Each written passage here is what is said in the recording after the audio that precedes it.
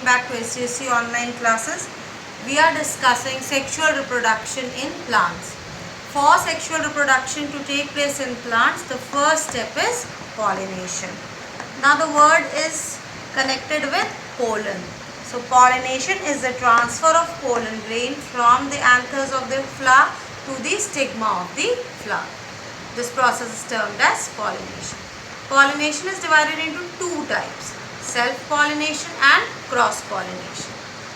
In case of self-pollination, the transfer of pollen grain takes place to the stigma of the same flower, or the pollen grain from the anther can fall to the stigma of another flower on the same plant. This process is self-pollination.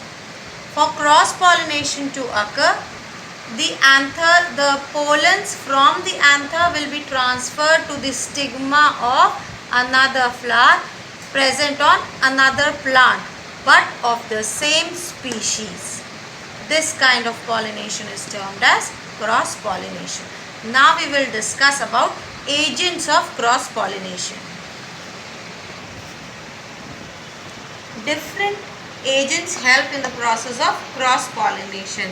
They are insects, wind and water. We will discuss about it one by one. First is pollination by insects. Now insects like bees, wasps, butterfly, they help in pollination of flowers. Now there are some characteristics of flowers by which the insects are attracted. First is that the flowers should be large and colorful in order to attract the insects. They should have scent, they should have nectar also, so that the insects can come and sip the nectar. Next is that the pollen grain should be sticky. They should stick to the body of the insects. And the next point is that the stigma also needs to be sticky, so that the pollen can fall on the stigma and stigma would be able to hold the pollen grain. Now what happens is, when the insect visits a flower in order to suck the nectar, the pollen grains get stick to its body parts, its legs, its wings, and then when it visits another flower, the same pollen grain falls on the stigma of that flower. So this is how insect helps in cross-pollination. Here the bee is helping in cross-pollination. It is visiting a sweet pea flower and helping in cross-pollination. This hummingbird is also sipping the nectar of a flower. So this is also helping in cross-pollination. Another important agent of cross-pollination is wind. So when the wind blows, it carries the pollen from one flower and the pollen falls on the stigma of another flower. This is how wind helps in cross-pollination.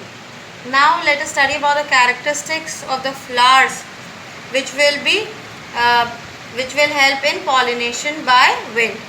The flowers are small in size. They are also not very brightly colored. They do not have scent. They do not have nectar. The most important factor is that the pollen grains are light, dry, so that they are easily carried by the wind. And the pollens are produced in large quantities, because many pollen may just fall on the ground or in water nearby, or will not be able to reach the correct flower. So the pollen is produced in large quantities. Next is the stigma hangs out of the flower so that it can capture the pollen grains. So these are some characteristics of the flowers where the agent of cross-pollination is wind.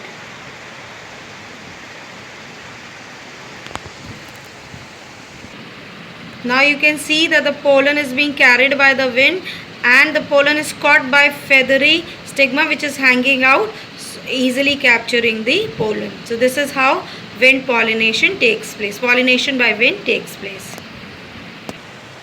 The next agent is water.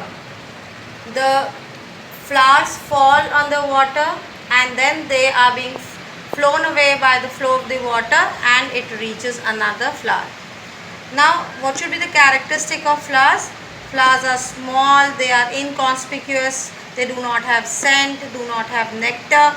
Stigma is long and sticky. So when the pollen is being carried by the water, so stigma can catch hold of that pollen. The pollen grains are to be produced in large quantities because when water is carrying it, it might reach to the other flower or may just be flowing in the water itself. So the pollen grain is produced in large quantities. So water acts as an agent of cross pollination, carrying the pollen grains from one flower to the stigma.